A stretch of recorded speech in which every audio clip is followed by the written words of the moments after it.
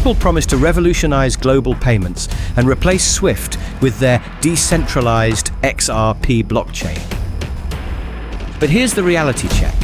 After 13 years and 300+ bank partnerships, the XRP Ledger still processes minimal real-world volume, while Ripple controls over 43 billion tokens and has dumped billions in quarterly sales.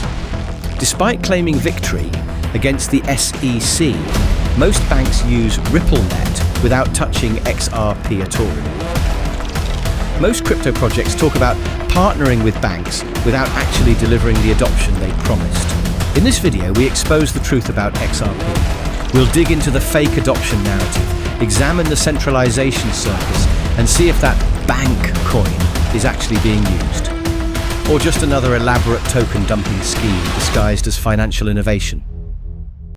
Welcome to the Crypto IQ, where we cut through the hype and show you what's really happening in crypto and blockchain. Today we're putting XRP under the microscope. The fake adoption scandal, why banks don't actually use XRP despite the partnerships. Centralization circus, how 100% pre-mined tokens make this the least decentralized crypto. The great dumping scheme, Ripple's quarterly token sales keeping prices suppressed. Validator manipulation, evidence of price manipulation through exchange wash trading. SEC settlement reality, what the legal victory actually means. Our final verdict, revolutionary payment system or elaborate corporate token scheme. Let's start with the biggest lie in crypto, the idea that banks are actually using XRP. When Ripple talks about 300+ bank partnerships, they conveniently leave out the most important detail. Most banks don't actually use XRP. Here's the uncomfortable truth about Ripple's adoption. RippleNet versus XRP. Most banks use RippleNet technology without ever touching XRP tokens. Despite 300+ partnerships, only institutions like SBI Holdings, some UAE banks, and select remittance providers actually use XRP's on-demand liquidity ODL. Major banks avoid XRP. Bank of America, JP Morgan Chase, and other big names partnered with Ripple use RippleNet exclusively, creating zero XRP demand. Stablecoin competition. Banks prefer USDC, JPM coin, and CBDCs over volatile XRP for actual transactions. Real example, Santander's OnePay FX uses RippleNet for messaging and settlement coordination. But the actual value transfer happens through traditional banking rails, not XRP. What makes this different from real crypto adoption? Genuine blockchain networks see actual on-chain activity when they get adopted. After 13 years, XRP transaction volume on-chain remains limited, especially when compared to other major digital assets. The question is, if hundreds of banks were really using XRP, where is the massive on-chain volume? This is where XRP's story gets really problematic. XRP violates almost every principle that makes cryptocurrency valuable in the first place. 100 billion tokens created at inception, with 80 billion gifted to Ripple Labs. No mining, no fair distribution, no community ownership from day one. As of 2025, Ripple still owns approximately 43.3 billion XRP of the original supply. Monthly escrow releases of 1 billion XRP give Ripple permanent control over supply. The Validator centralization, only 150 to 170 active validators out of roughly 1,000 XRPL nodes. Ripple, not network participants, decides whether validators are deemed trustworthy.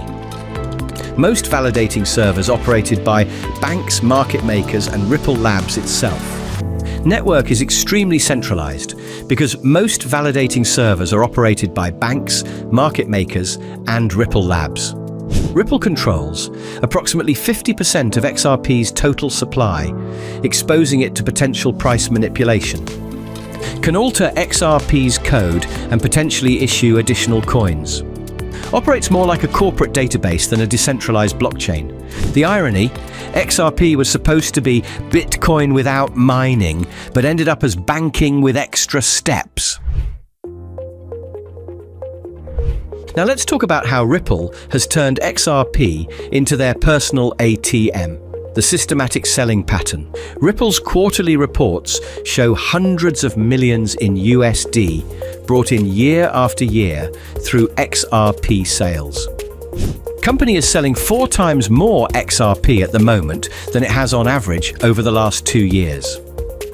In Q2 2022, Ripple's total XRP sales, net of purchases, were $310.68 million.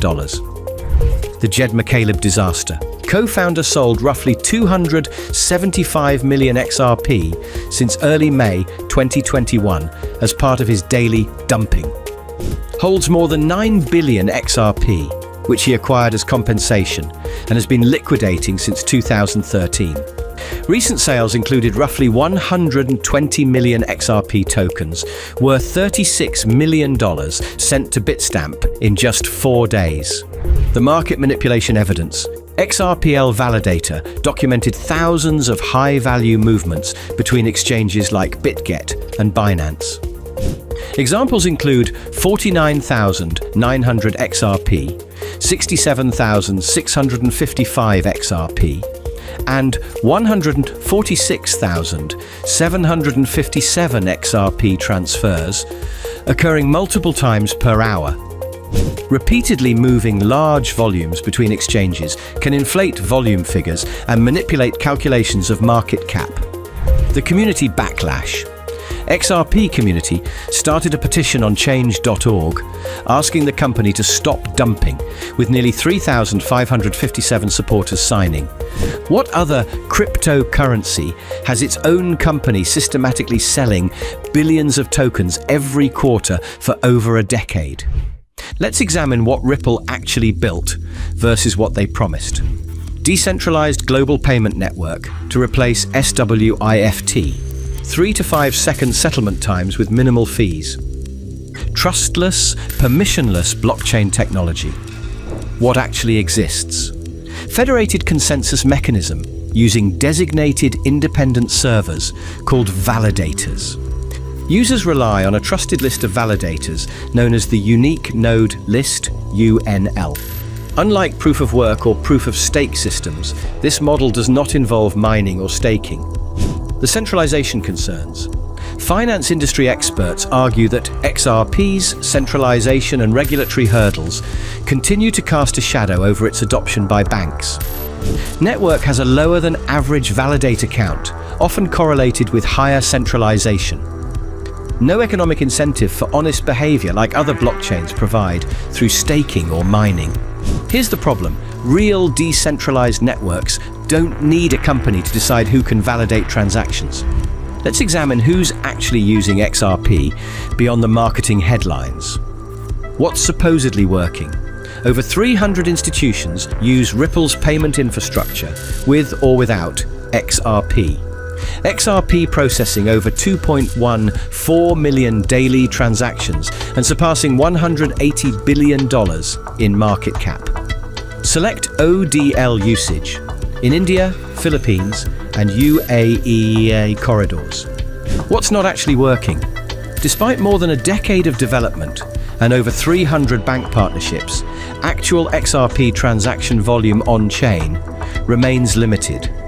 Only a handful of institutions are confirmed to be using XRP ODL, and banks remain hesitant due to regulatory concerns.